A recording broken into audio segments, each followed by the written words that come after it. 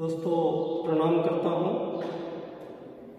दोस्तों आज इस सभागार में हम लोग यहाँ आप लोगों से रूबरू हैं।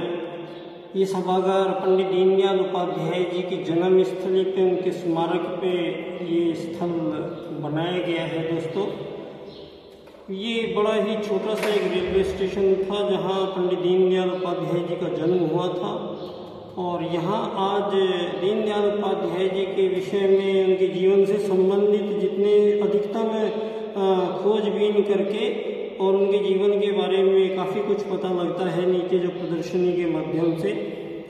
दोस्तों ये सारा कार्य जो किया है ये एक पूरा तंत्र है भारत में और उस तंत्र के भी एक डॉक्टर महेश शर्मा जी हैं, एकात्म मानव अनुसंधान जो भारत के अध्यक्ष हैं। उन्होंने 8 खंडों में शायद दीनदयाल उपाध्याय जी का वांग में जीवन से उनके जीवन की सारी जीवनी 8 खंडों के माध्यम से दुनिया के सामने प्रस्तुत की है। ये उनको मैं साधुवाद बधाई देता हूँ। दोस्तों लेकिन एक शिकायत मैं आज सभी राजनेताओं से यहाँ करना चाहता हूँ इनके जन्मस्थली से कि पंडित दीनदयाल उपाध्याय जी इसलिए महान थे कि वो एक राजनेता थे, इसलिए महान थे कि वो गरीब थे, इसलिए महान थे कि उनके सारे मर गए थे लोग उनके परिवार के, या वो एक अच्छे संगठन कर लेते थे, या वो बहुत अच्छे भाषण दे लेते थे। दीनदयाल जी इसलिए इतने इम्पोर्टेंट नहीं थे जितना बड़ा भव्य हमने उनका स्थान ये बनाने की सोची है। उनकी भव्यता का दर्शन और हम दुनिया को कराना चाहते हैं। दोस्तों भारत में धरती पे सबसे पहले राजा थे वो भारत के थे। धरती के पहले राजा भगवान मनुवाद जिन्होंने पहला राजनीतिक दर्शन सारी दुनिया के समक्ष रखा। धर्म अर्थ काम मोक्ष, ब्रह्मचर्य गृहस्थ वानप्रस्थ संन्यास, योग में जीवन, यम नियम आसन प्राणायाम प्रत्याहार धारणा ध्यान समाधि, मोक्ष प्राप्ति कराने के लिए मानव धरती पे आया था। यहाँ से बात शुरू हुई थी। जब धरती पे पहली बार मानव आया तो ये बात तय हुई थी कि धरती पे मानव इसलिए जा रहा है कि वो मानव शरीर में रहेगा लेकिन वो मोक्ष प्राप्त करेगा। तो सतयुग कहलाया वो जमाना जब मानव का कोई कंपटीशन नहीं है किसी से मानव आजाद हो ही नहीं सकता है, मानव से दुश्मन हो ही नहीं सकता है, मानव की हत्या क्यों कर सकता है, मानव का शोषण क्यों कर सकता है, ये अधिकार नहीं है कि कहीं भी प्रकृति में। और जितने भी दुनिया में ये जितनी राजनीति 1000 साल से पिछले चली आ रही है, ये मालिक बनेगा, ये नौकर बनेंगे, ये गरीब बनेंगे, ये अमीर बनेंगे, इस सारे सिस्टम का नाम है पूंजीवाद। और धरती पे पहली बार एक ऐसा राजनेता पैदा होता है जो सारे पूंजीवाद के पैरेलल आपको एक दर्शन बना के तैयार रख के देता है। बोलता है अर्थायाम आधारित एकात्म मानववाद। दीनदयाल जी कहते हैं अर्थायाम में स्पष्ट है कि कोई मानव किसी से कोई वस्तु देगा, कि कोई मानव किसी से कोई काम कराएगा, बदले में क्या देगा, धन देगा, दौलत देगा, पैसा देगा। ये विचार भारत का नहीं है। हमारे भारत का वैदिक जो विचार है वो कुछ काम के बदले वस्तु के बदले वस्तु देने का, किसी की मदद करने का, किसी का सहयोग प्रति अगर दुनिया में अपनाई जाती तो कोई युद्ध शोषण वध हत्याएं और आजादियों के लिए ये लंबे संघर्ष और लड़ाइयाँ लड़ने की जरूरत नहीं पड़ती।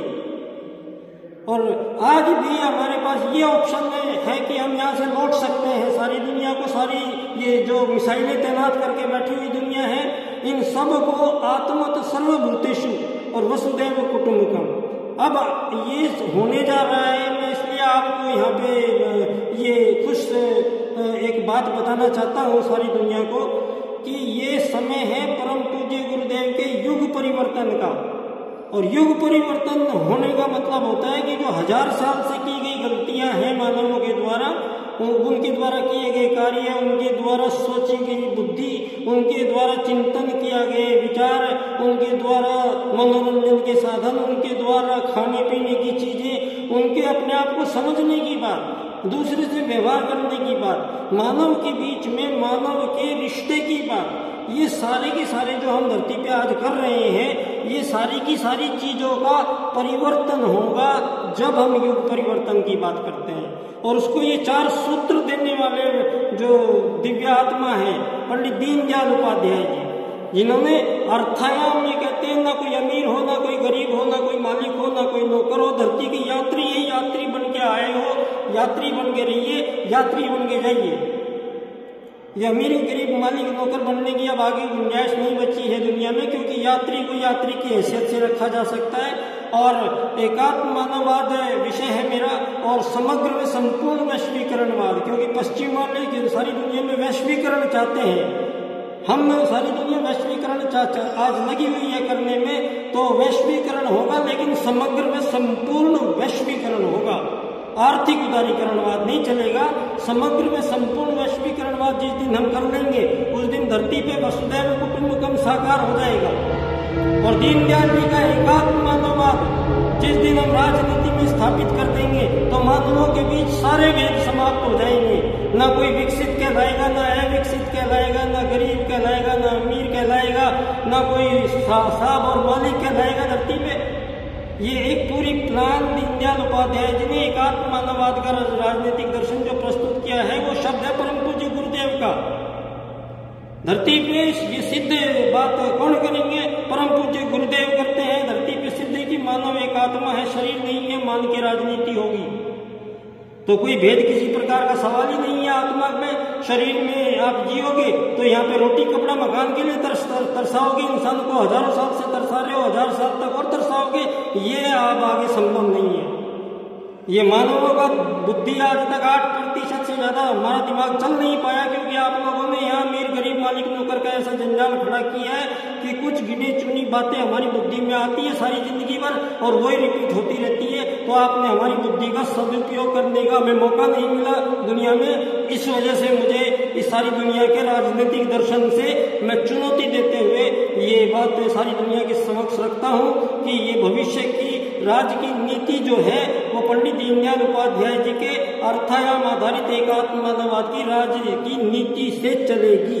इसके लिए मैं यहाँ सारे संसार को चुनौती व्याख्यान के माध्यम से देता हूँ। 25 सितंबर को यहाँ पर मैं व्याख्यान लूंगा इस चीज के लिए। मेरा विषय है एकात्म मानववाद एवं समग्र में संपूर्ण वैश्वीकरणवाद, टोटल एंड कंप्लीट ग्लोबलाइजेशन। बहुत बहुत शुक्रिया, धन्यवाद। बच्चा डॉक्टर।